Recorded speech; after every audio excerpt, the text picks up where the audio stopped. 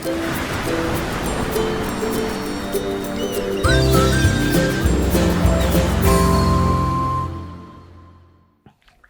there, this is Allison with Let's Go Travel Tips. Today we have so much to talk about again. We're going to talk about Holland America's Volendam ship. We've got reports in from Alaska. We've got information about flights, insurance, European cruising and currency, all of these things. And so first of all, I would like to welcome all of our Let's Go family members, as well as all of you who are new. It is really great to be here with all of you. If anyone hasn't subscribed to our channel yet, will you please subscribe? And I think it's going to be a wonderful thing in your life as well, because we share lots of information and lots of really helpful tips about cruising and traveling right now. So first of all, I want to let you know about Holland America's Volendam. As you might recall, earlier this year when the big conflict started with Ukraine, the city of Amsterdam contracted with Holland America to use the Volendam as an extra resource to be able to house Ukrainian refugees. So they have now extended that, and so all of the cruises on the Volendam from July 2nd through September 14th of 2022 have now been canceled, and that ship will stay there in Amsterdam to house Ukrainian refugees. Now, I think that the Netherlands is amazing. It points out that they are taking 50,000 Ukrainian refugees and doing their best to take care of them, and so hats off to you, Netherlands. And I know that so many countries in the world are doing all they can to help, and so we are really pleased with this news and really pleased to be a part of everything that goes on with trying to help people in Ukraine. And as you all know, every time I talk about Ukraine, I remind you to keep them in your prayers, and all of the good people of Russia too, because this is really hard on them. And so I was glad for some news of what's going on with that today. The next thing that I want to remind you all about is global entry.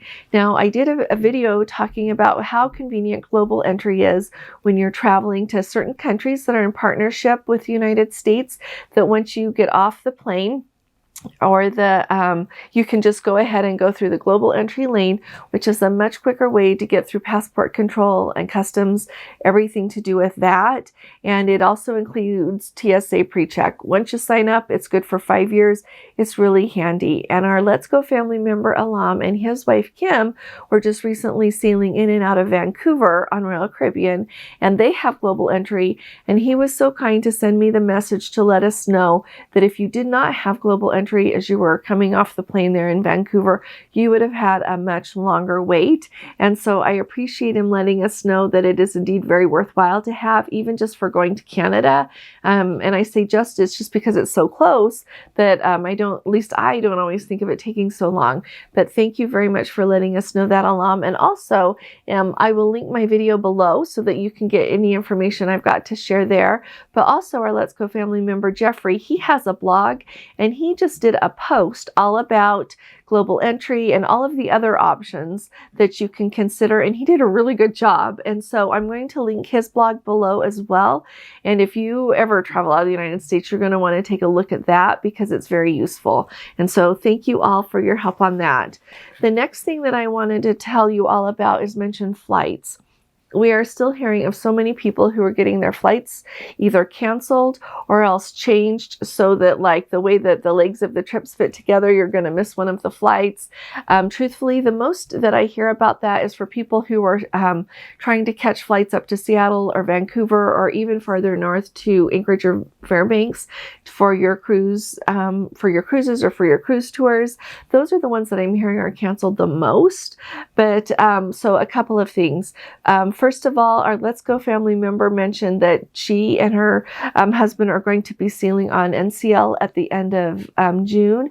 And usually when you book through NCL, they were saying that their tickets are booked about 45 days out. And she was noticing that theirs were not ticketed yet. Sorry, ticketed, not booked. You can book your flight, but then once they're ticketed with the airline, that's another level. And so she was noticing they weren't ticketed. So she called Norwegian, and they said they were running about 10 days behind on that. And so a heads up on that. If you're about 10 days, if you're 45 days out, hang on a minute and hopefully they'll be ticketed. I had another Let's Go family member contact me And he was so kind to let me know how it turned out. But they are ones that had had their flights changed, and they were flying on Delta. And it made it so that once they got to Seattle, if they were trying to catch their flight to Vancouver, there is no way they were going to make it. So he called Princess and got the regular, oh yeah, they'll take care of it, don't worry. And I am so glad he went ahead and called Delta. He got Delta on the phone, and they were really kind. They could not see why the flights had been changed from what they were originally were, and they just put him back for him, and now he's good to go again. And so I would say that if you are going to be sailing soon and your flights get canceled, you call Princess or Norwegian, whoever it is that you're with, and they cannot remedy the situation while you're on the phone, I would definitely call the airline that you're traveling with, because like this gentleman, he booked through Princess Easy Air, and they weren't fixing it. But he called Delta, and they were really kind to take care of it for him. And so just a heads up about that. I'm sorry that all this is happening. We keep watching our flights, and so far they've not been canceled. The times have been moved 5 or 10 minutes here and there, but that's all that's happened with ours. Another note about Alaska and their arrival groups is our Let's Go family member Kimberly said that they are going to be sailing on the June 11th departure out of Alaska, and their embarkation times were not showing up, and so she called Princess. And she said that Princess said they were aiming to make those available 30 days out, but now they're aiming to have it available 1 week out. And so just remember what I told you. If you don't end up with an embarkation time, don't worry about it. Just go to the ship, and they will get you on as soon as they can. The time that I would say you can start arriving, like 10:30 or 11, I would just go and check in and be ready to get on whenever you can. Don't panic about the embarkation time. It's kind of like the thing with the Medallion Class app. If you can't get it to work so that you can do everything you need to be green-laned, don't worry about it. Just go to the ship. You'll get through the regular check-in way, and it doesn't even take that long, and you'll be on the ship before you know it.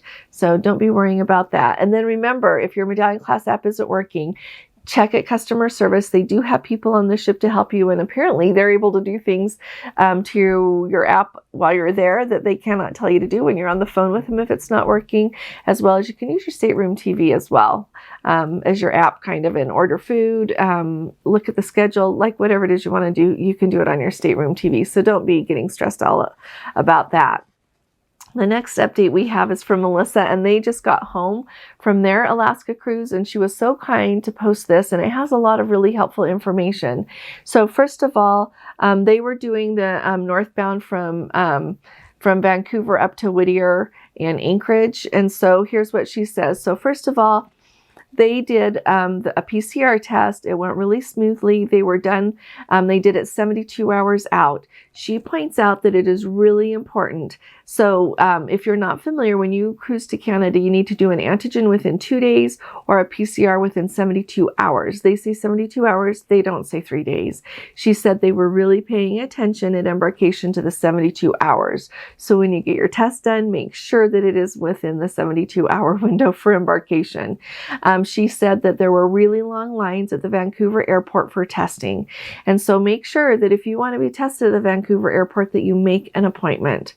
Make an appointment, make an appointment. And remember, yesterday I commented in my video that they now, with the same link that you can get tested at the Vancouver airport, they have it so that you can make an appointment to be tested at the port. So if that helps you coming or going, catch my video from yesterday. But anyway, she was saying that that was really long. They stayed at the Barrand, B-A-R-R-A-N-D Hotel in Vancouver. It's about a half a mile from the cruise port. She says it's a quaint hotel that was restored and was built and opened in 1947.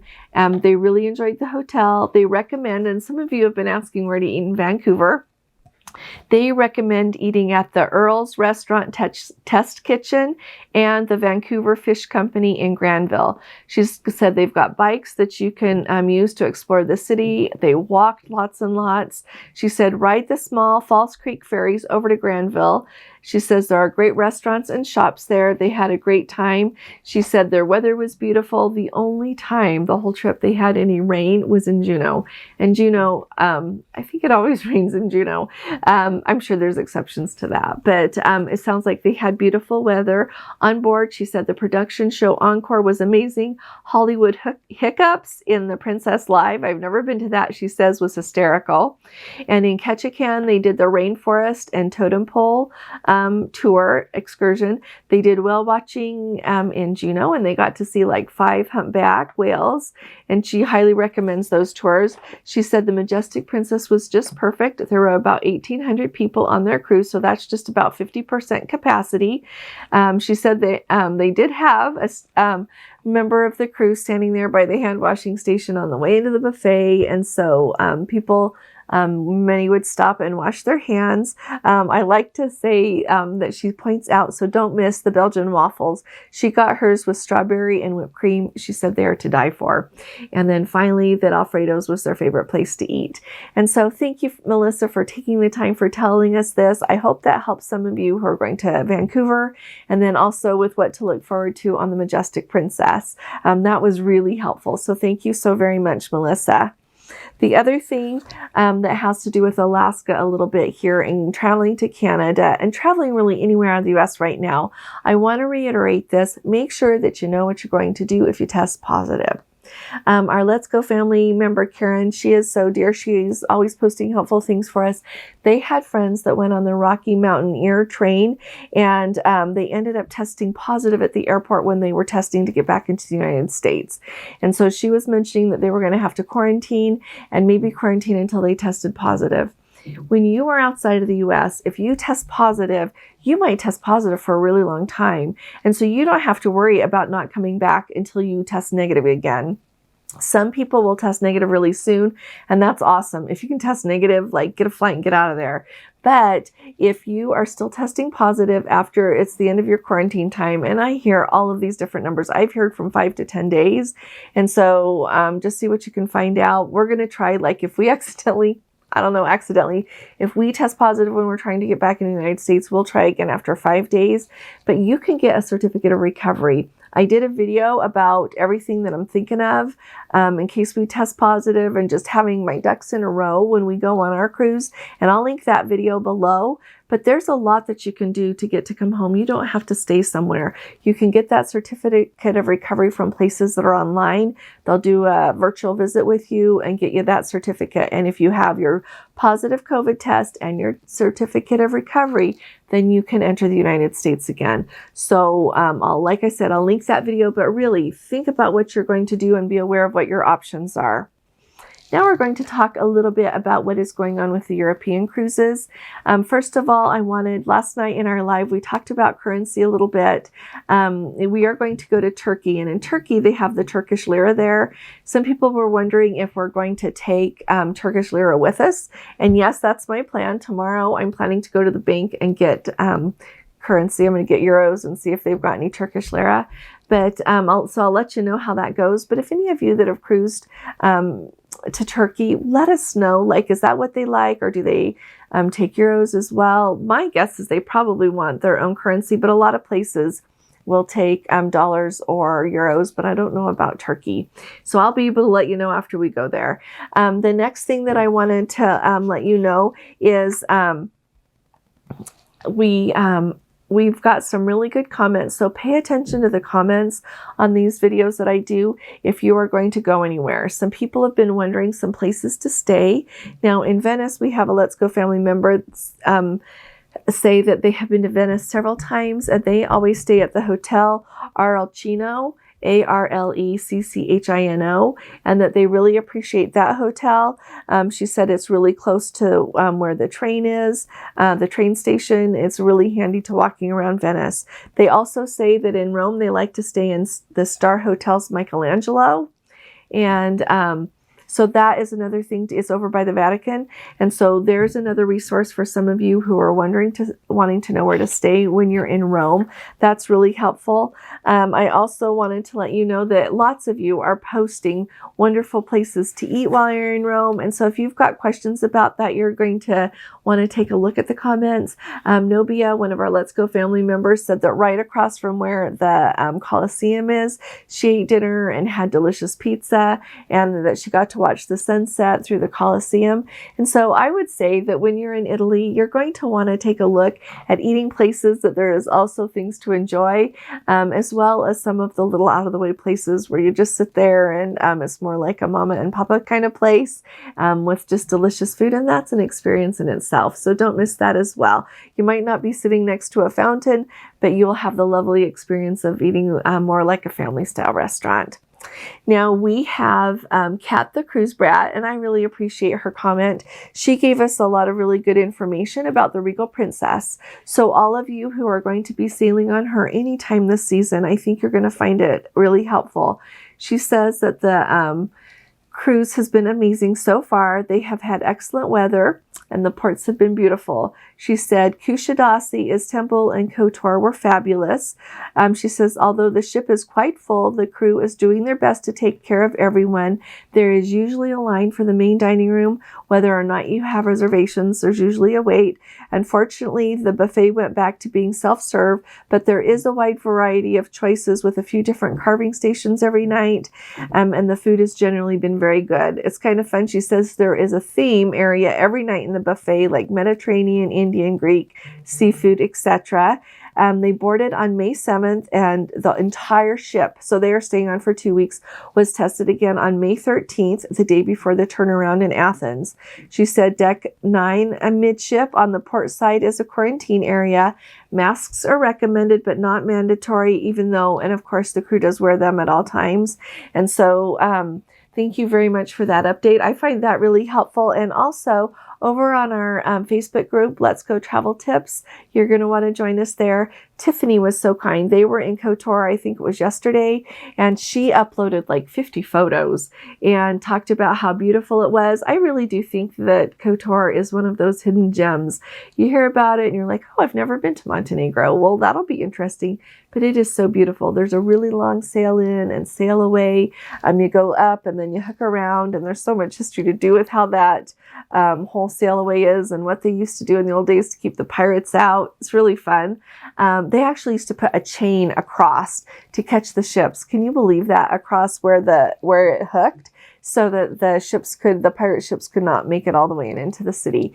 Anyway, she posted lots of pictures. She was so dear. She even posted pictures of like what she bought in town, which I always like to see what people buy. It gives me an idea of what I might want to look for. But so you're going to want to join there if you haven't, and if you are a member, you might want to take a look. The photos of Kotor are so beautiful. The last thing that I want to talk to you about is insurance. So a Let's Go family member posted wondering if we had anything to say about that. So first of all, I would not sail without insurance. The insurance that you can get to go on your cruises, and I've done a video about this, so I'll look for that. But the insurance that you get covers everything. It covers from like if you have to cancel your cruise for a reason that the cruise line would not ordinarily give your money back. It covers like if you're flying and there's delays, it'll pay for your hotels, or if your flights get canceled, whatever, for your food. And I know sometimes airlines pay for that, but sometimes they don't. It pays for that. It pays for if you are on the voyage and you get sick and you have to be medically evacuated. That is tremendously expensive. It pays for that. It pays for the health costs that you would have, like medical care if you get sick. And you know what? A heads up about COVID. So some of the cruise lines will pay for some of your COVID care if you're sick, but they don't pay for all of it, and they don't pay for it for an extended period of time. So it's really important to have the insurance for that as well. They pay for like if your luggage gets lost, just all of these things. And so even before COVID, I would not have sailed without insurance. And it's way more than just thinking, oh, I can afford to lose the money that the cruise cost. Yeah, if I lose that, we're fine. It's way more than that. It's being covered if you become seriously ill. They even pay to have your remains repatriated if for some reason you become ill and pass away. And so it is a really good idea to have. Now, the cruise lines all have their individual kinds of insurance that they offer, and then they also have like with Dream Vacations, where I booked through, we have Leisure Care, which is excellent travel insurance. That one is excellent, and it has better coverage than a lot of the cruise lines do. So you can get that through either, like if you book through me, that's an option, or you can get the Princess coverage is actually excellent. It is better than some of the other cruise lines. But anyway, and there's also like Allianz, Allianz. They have insurance that you can buy. You can buy it for a whole year of travel insurance if you travel a lot, or just for a certain voyage, and you can pick what level of coverage that you want through them. So there's really a lot of options, and so you should take a look and see what fits best with what you're looking for, but definitely have insurance because you never know what's going to happen. And so I just wanted to kind of end with that. If you've got any questions about that, you can certainly put them in the comments below. And if anybody has anything else useful to share, an insurance policy that you particularly liked or was helpful, just anything at all you would like to share, it will really be helpful to all of us.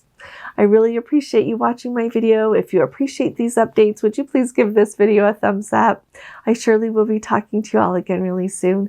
You all take really good care. God bless you. Love you. Bye-bye.